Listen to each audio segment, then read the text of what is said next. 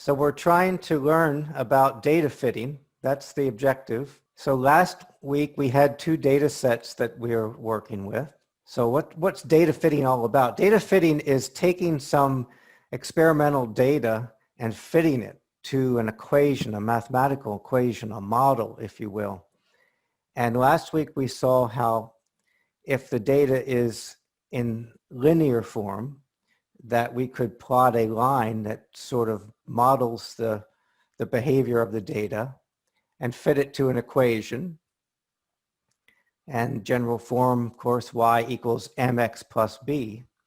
And Linus could be used then to determine what the slope and the intercept would be, and also the error on those values, and also how good the line fit is. We can do that for linear data, and we can also do that for nonlinear data. We had the example of the solubility of oxygen. We can fit that particular data to an equation, a power series. We could think of Linus then giving you the coefficients for each of the terms in the polynomial, A, B, C, D in this case. So if our data could be fit to a polynomial of any order, here we're using a third order polynomial, highest power is 3, then Linus can be used to give us the coefficients, and we can fit the data to some equation and then test out the fit. Here we see it goes fairly well through the points. This is a very good model for the experimental data. And so that covers a great deal of what we would have to do in chemistry as far as taking data from an instrument and fitting it. Linus can be used for linear data and polynomial fitting data. But it's not everything. It's not everything that we're going to need to do.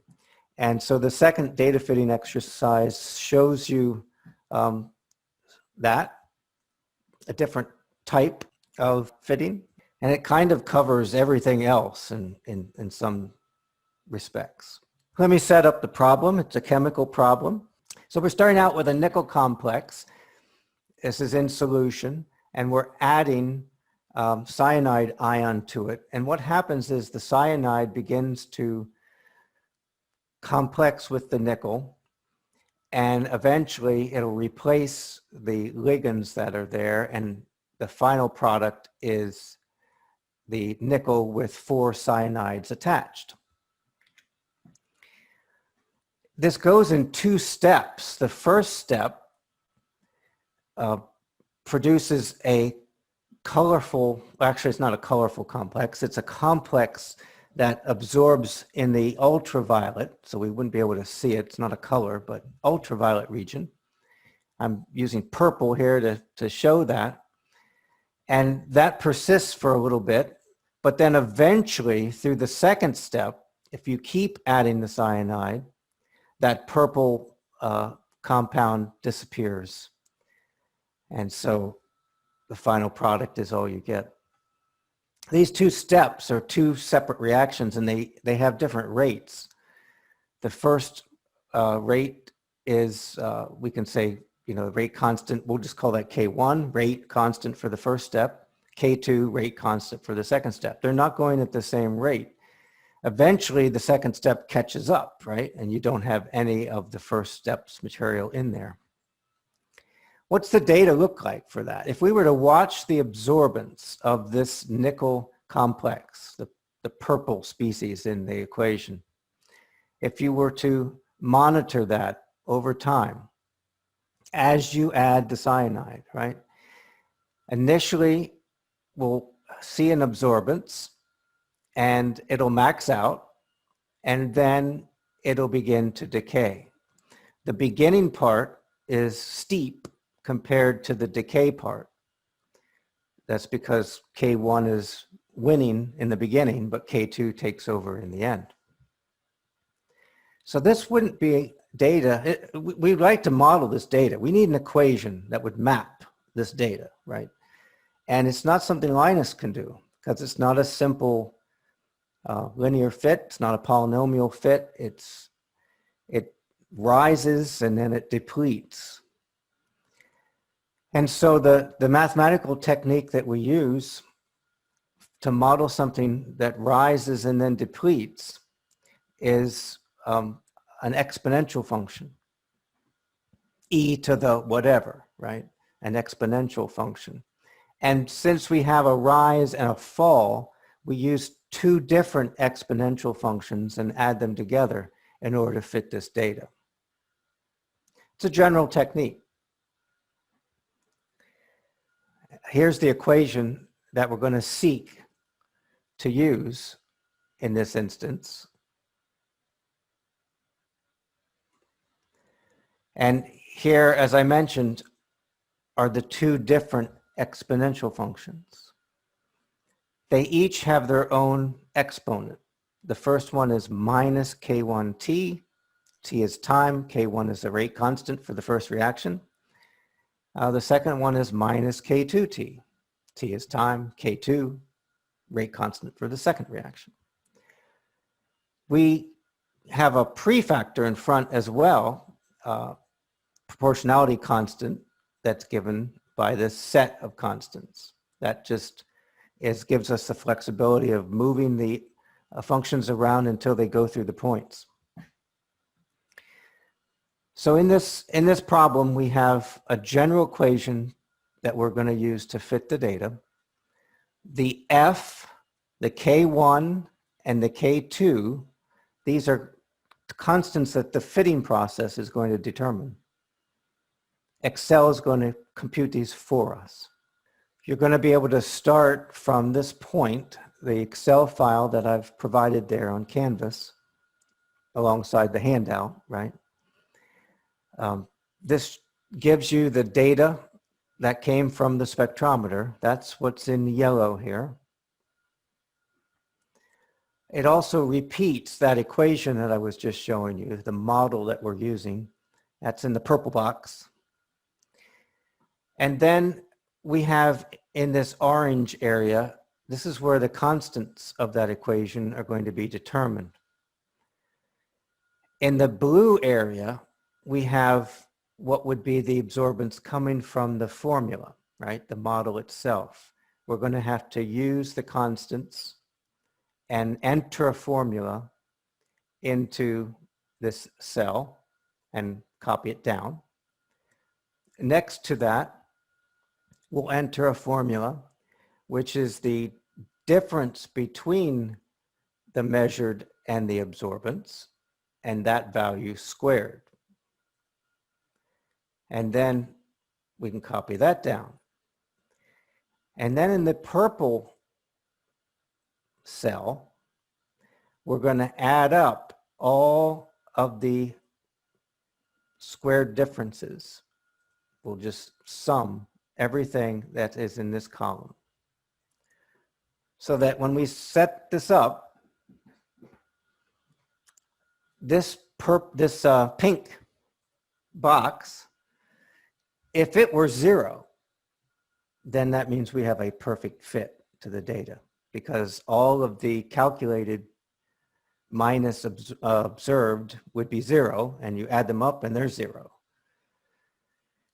So if this were 0, we'd have a perfect fit. So what we can do, what Excel allows us to do, is it says, okay, well, I will make that as close to 0 as possible. I will minimize that by changing the values that we put in here in the constants part.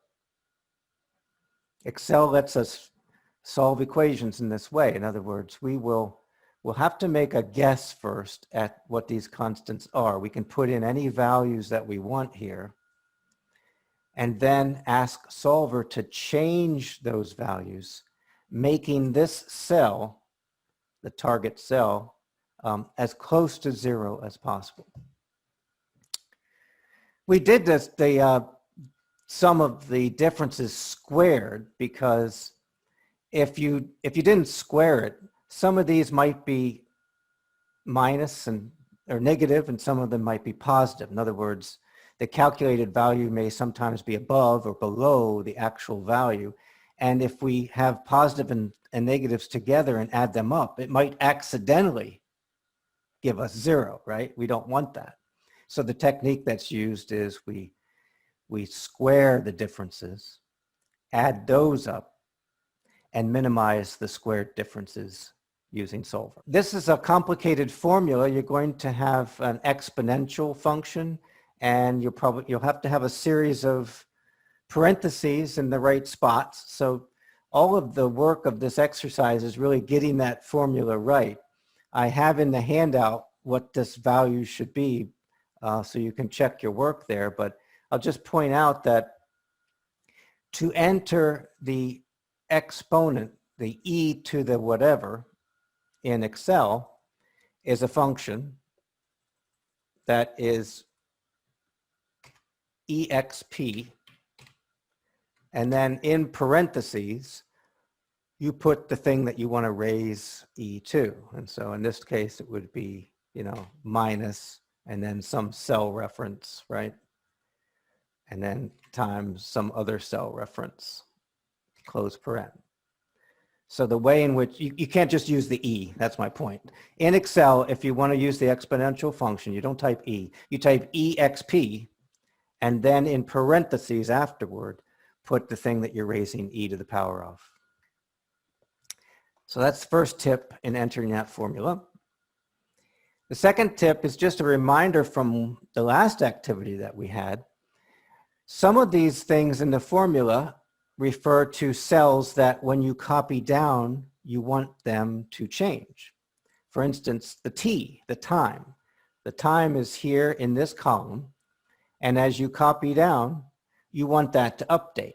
So you'll reference t as cell A12 in the first formula. And then when you copy down, it'll become A13, A14, A15, etc. The other things in the formula, the F, the K1, and the K2, they're constant. When you copy down, you don't want those cells to change. Those are absolute. So when you enter G2, it'll have to be $G, $2 in the formula when you reference that. So those are the two tips. I think the constants I have given in the handout as in terms of what we should start with, 0.01, 1, and 0.5. 0.01, 1, and 0.5. So that's the first thing to do, is just enter those numbers. These are just guesses. Usually for these problems, we have some means of determining a reasonable answer for a problem before we do the fitting. And so in this case, we would put in what we would expect to be close to the values that we're solving for. And then now we can enter the formula, and then enter the formula for the differences squared, copy those down, do the sum of squares, and then we can run solver. Solver is a tool that's in Excel. It's built into Excel. It's not loaded by default. If everything that Excel can do would be loaded in initially, it would take 2.5 minutes for Excel to open up every time you wanted to use it. And so the people at Microsoft thought that wasn't a good thing. And so many of the features are not loaded by default. So if your solver is not loaded, the way you tell this is on the Data tab, you should see solver listed at the far right. I loaded mine before, so it's there, but it may not be there for you. So the way in which you load this feature into Excel is explained in the handout, but I'll demonstrate it here live for you. You would go to under the File menu, and down at the very bottom of this green ribbon, there is Options. And you can look at the column over here and find add-ins. So solver is one of the add-ins that you can add in, right? And if you click on add-ins, and now here, ignore all of this.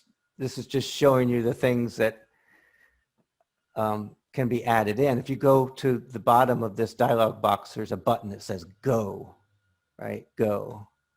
And then you can click on the add-ins that you want. So you want to put solver, the solver add-in. And then on the data tab, you should be able to see the solver as a feature. It's a bit of a pain. It's the kind of thing that as scientists, we want to do more with Excel than what the typical person wants to do. And so a lot of these things are hidden away, and we have to turn them on. The solver dialog box lets you set an objective. Remember, the objective is the pink cell. It's the thing we want to minimize. We can maximize things, we can minimize things, or we can set them to values. In this case, for this problem, it's good to minimize. We don't want to use the set it to 0 because the experimental data is not a perfect fit. So we're not going to achieve 0 for an answer. We're going to just want to minimize it and get as close to 0 as possible. And we do that by changing the cells, and this is where you would reference the constants. And then the solver has a lot of different algorithms and parameters to those algorithms, and you can add additional constraints. That's all what you get to through the rest of this. You don't really need to fiddle with any of that for this problem. You can just, after setting the objective, after saying minimize, and after specifying which cells need to be changed, click on the solve button. And that should give you